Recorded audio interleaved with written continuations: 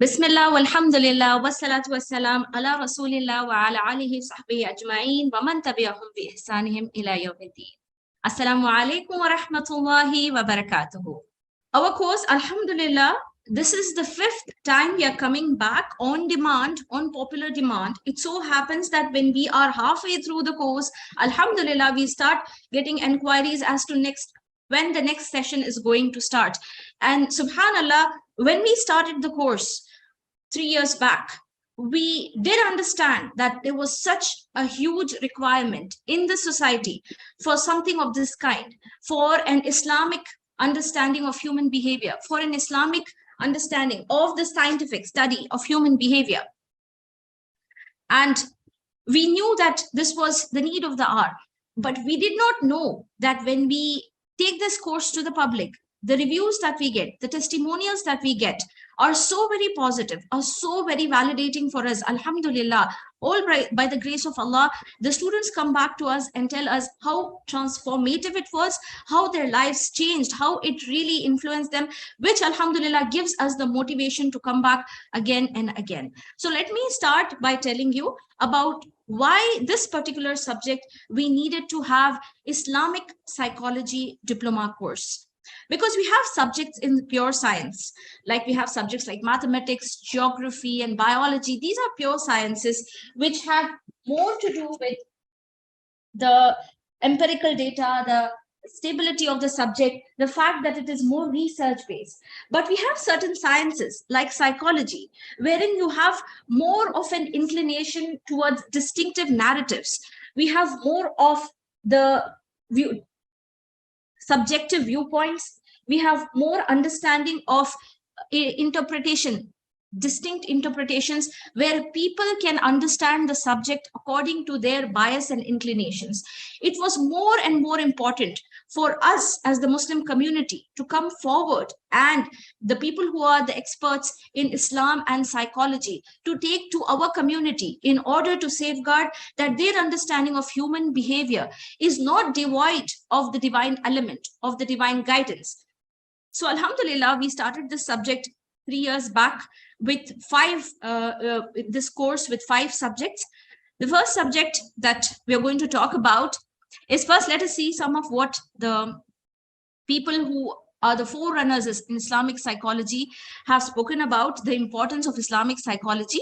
Professor Malik Babakir Badri says that unthinking repetition of Western theories and practices in the discipline of psychology probably presents one of the most serious threats to the status of Islamic ideology or aqidah among our Muslim scholars and commoners.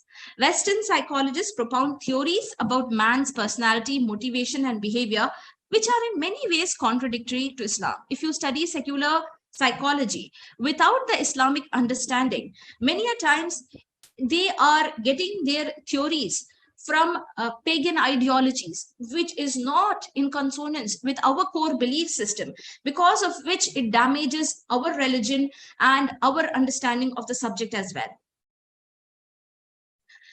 And we also have the quote by Professor Muhammad Abbas, who says that Islamic psychology, with its comprehensive ideas on human nature, has been seen by Muslim scholars as a new perspective in psychology that can fill in the gap present in the modern psychological thoughts on man and clears the mist that surrounds most Western theories on man. It is expected that Islamic psychology can harmonize many of the disagreements found among the different schools of psychology in the West, because since the psychology is a study of human behavior, and the human behavior is so very vibrant and dynamic, many a times they come forward with theories and they themselves don't know to what extent the theory is viable.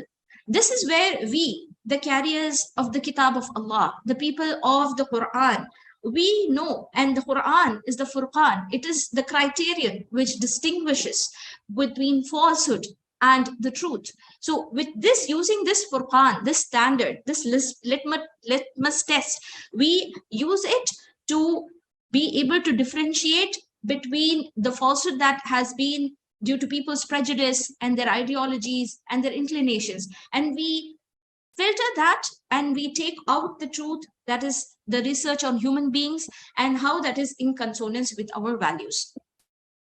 So that's why this is very important to study, especially the subject of psychology, that is the study of human behavior from the Islamic perspective.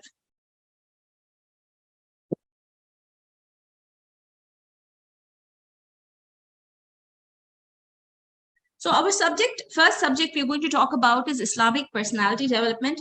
And as you know, personality is the core of what you are. Your values, your temperament, your disposition, your physical personality, your psychological personality, all of this is your personality. And you know that your personality has a lot of plasticity. Over a period of time, you have a lot of scope for change. You have a lot of scope for transformation.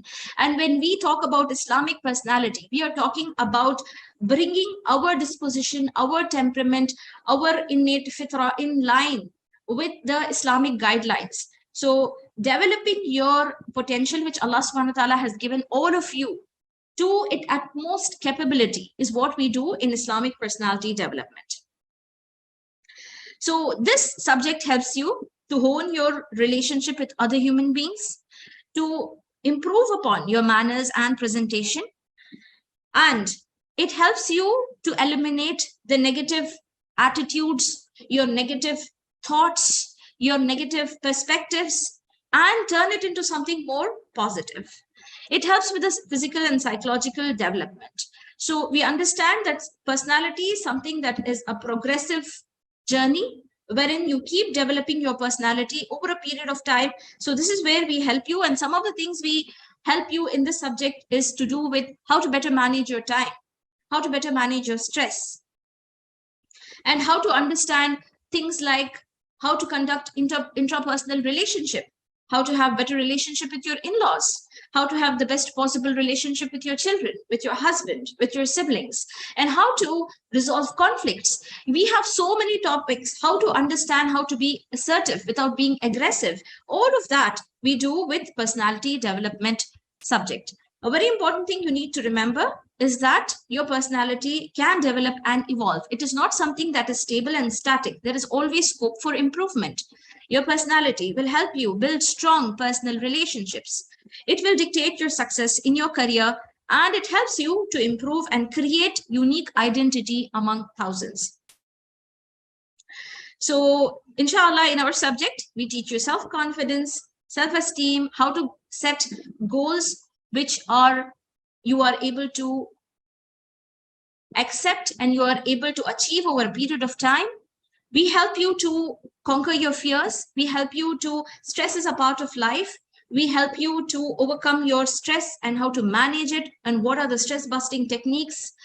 And latest research tells us that emotional intelligence is far, far more important for your success than IQ, than your intelligence quotient. So we help you to understand what is emotional intelligence, how to be an emotionally intelligent person. So alhamdulillah, we are taking care of that and also helping you to become a more productive person by taking care of time management, anger management, stress management, and how to better take care of your emotionality. These are some of the things that will help you in your self-development through the Islamic perspective. It will make you self-aware. It will make you more mindful of why you are doing what you are doing, why you are here on this earth. As Sheikh Abdul Salam just told in the previous talk, that when we are here on this earth, we have a certain amount of time, we have a role to play. There is a purpose behind the creation of everything. So we understand, and this purpose gives us the impetus. It gives us the fuel to go ahead with life, to understand where we are going and why we are doing what we are doing. And there are certain mornings you just don't have the energy to get up and get going. When you understand the subject and when you understand the importance of motivation and having a purpose in your life, and you understand what that purpose is, you just get the motivation and energy to go ahead in life and take on the challenges of life.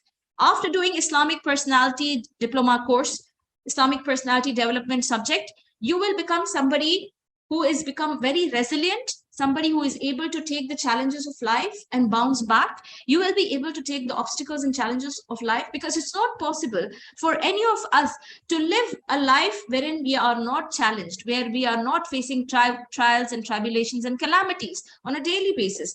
But with this, after understanding this subject, you become somebody who is more aware and mindful and resilient, so that you are able to take the problems of life and you're able to bounce back and you're able to recover from these trials and emerge victorious.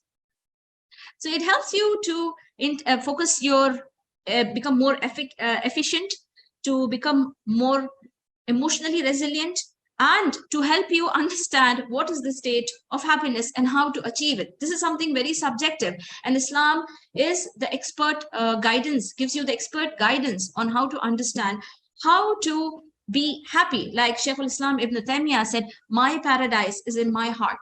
So whether they jail me, or whether they exile me, whether they kill me, it is the state of the heart. It is something that one feels through the heart, and it is something that you nurture within yourselves. So inshallah, we'll do this and much more in our Islamic personality development course. Next, we have counseling theory and skills, which is taught by Sister Hasibun Nisa, which is a wonderful subject, very technical. You get your value for money in this subject. You will understand, this is a very experiential subject, very interactive, wherein you will understand. All of us want to help out the community. Just give me a moment. All right. So this is something that all of us want to help out in the community. All of us want to become counselors. After this subject, you will understand the technical aspects of how to do counseling, and that to Islamic counseling, so that it has lasting benefit. And you will understand the goals and ethics of counseling, some of the core conditions of the counseling process, stages and skills of effective counseling, and marital counseling, complaints, and the art of listening, taught by Sister Hasibun Nisa, as I told you, is very qualified and a very popular faculty on our panel. Alhamdulillah, she's also taken this course. So she has taught this course for the past 4 years, Alhamdulillah, and with extremely resonating success and popularity. Next, we have some of the tools and techniques you will be learning in counseling theory and skills subject is the different kinds of therapies and the different kinds of counseling theories. We have solution-focused behavioral therapy, transactional analysis, CBT, and some of the other techniques from psychoanalytic therapy, person-centered and gestalt therapy, and REBT.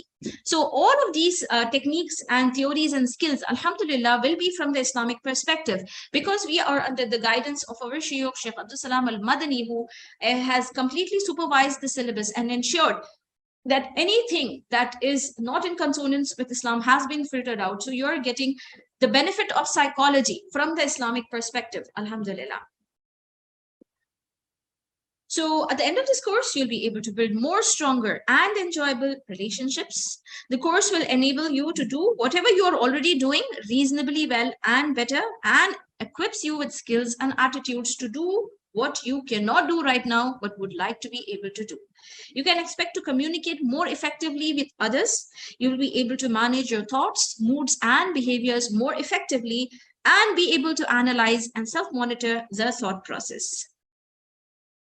Next, we have Islamic studies.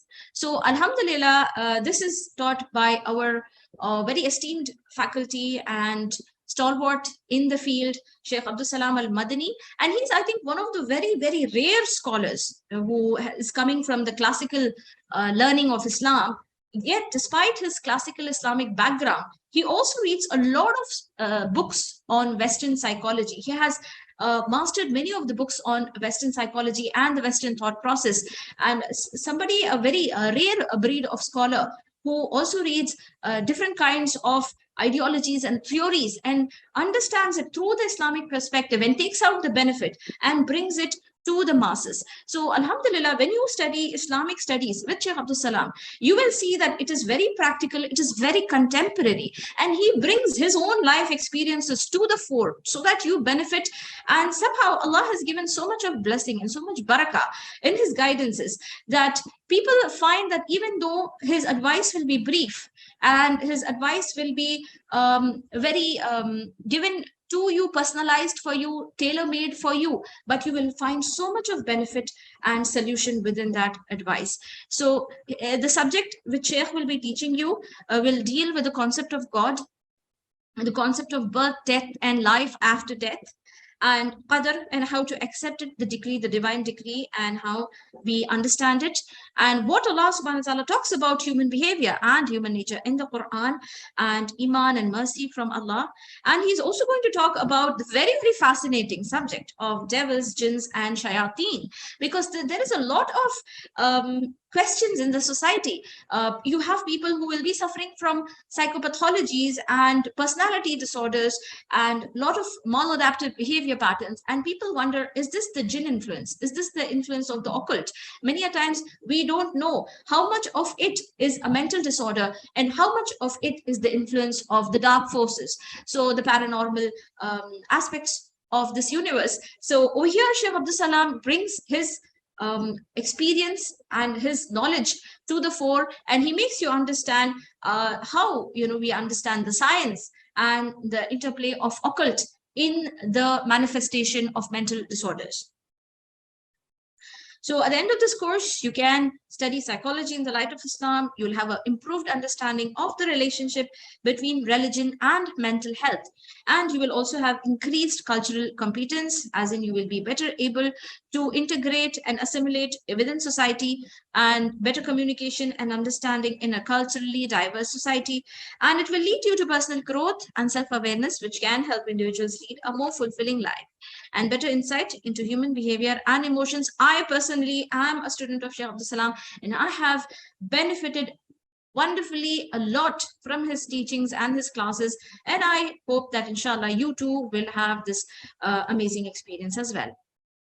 Next, we talk about the subject psychopathology, which is my personally favorite subject, and I am the faculty who teaches psychopathologies.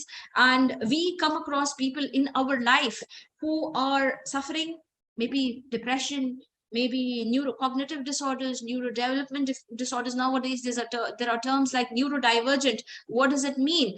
We understand the disorders of aging. We understand the disorders of adulthood. We understand the personality disorders, the fact that we have so many different personality types and how to deal with these personality types. And we have so many disorders like binge eating disorder, the sexual fetishes, and all the disorders that are mentioned in the Diagnostic and Statistical Manual of Mental Disorder, the 5th edition, the latest edition, and the Islamic perspective for that. I don't think you have any other course on this earth, and I guarantee you for this, and you can have your money back if you can find a course wherein you have the entire Diagnostic and Statistical Manual in 20 hours with the Islamic perspective. So this is a very, very power-packed subject, alhamdulillah, in which in a very short time I will attempt to make you understand the basic nuances of all of these umbrella disorders, these terms, these mental disorders, and the Islamic perspective and the solutions for that, alhamdulillah. So this is something that is a pioneer subject which has never been done before.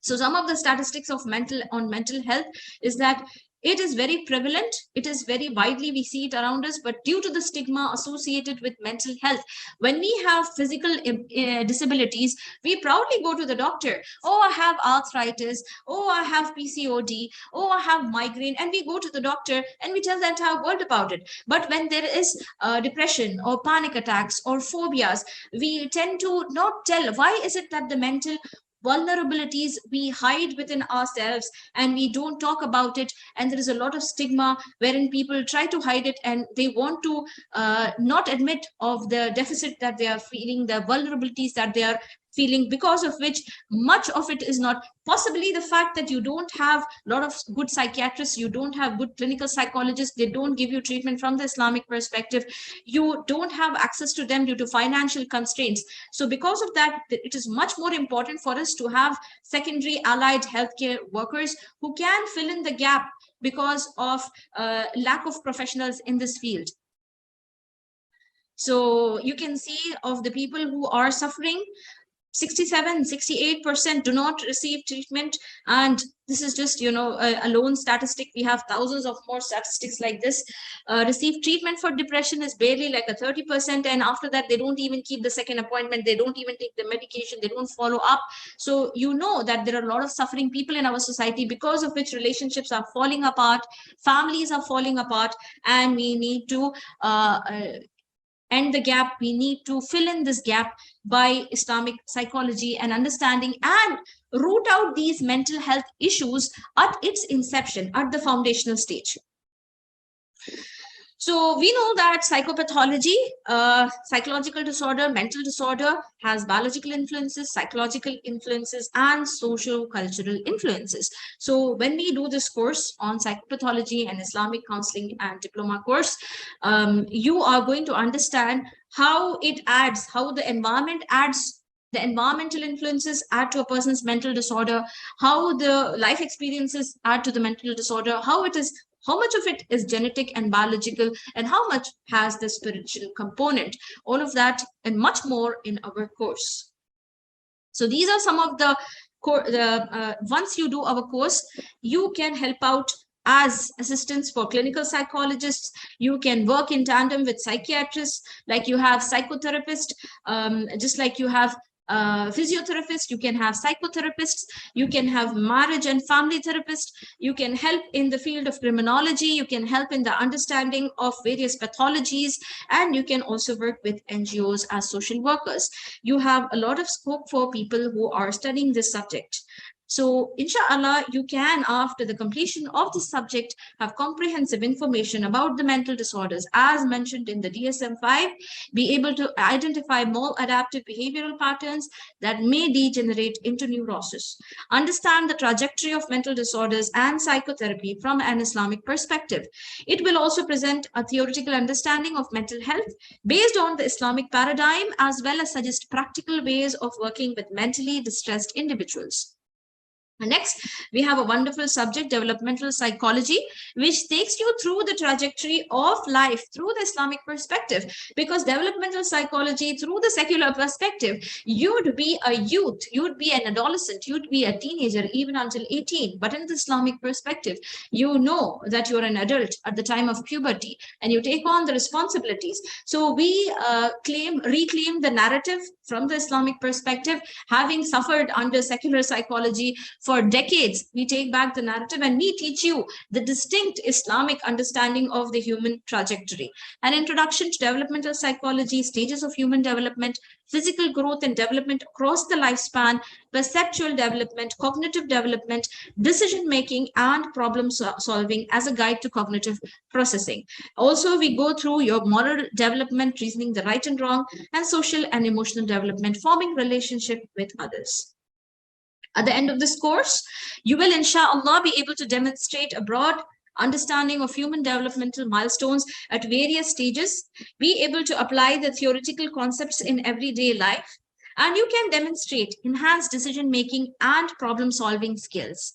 Inshallah, you'll be aware of human development in physical, perceptual, cognitive, and moral domains, and be able to maintain better relationship with fellow beings.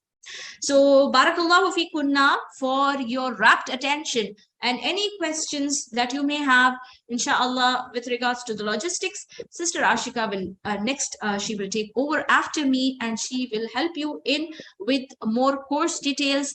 And inshallah, I hope to meet all of you in our classes, because our classes are all about sisterhood and camaraderie, and it's very interactive, and we have a lot of personalized solutions. We listen to your feedback, we listen to your how you have understood the classes, and we may help you to understand what you can do to further enhance your application of these lessons in your private life.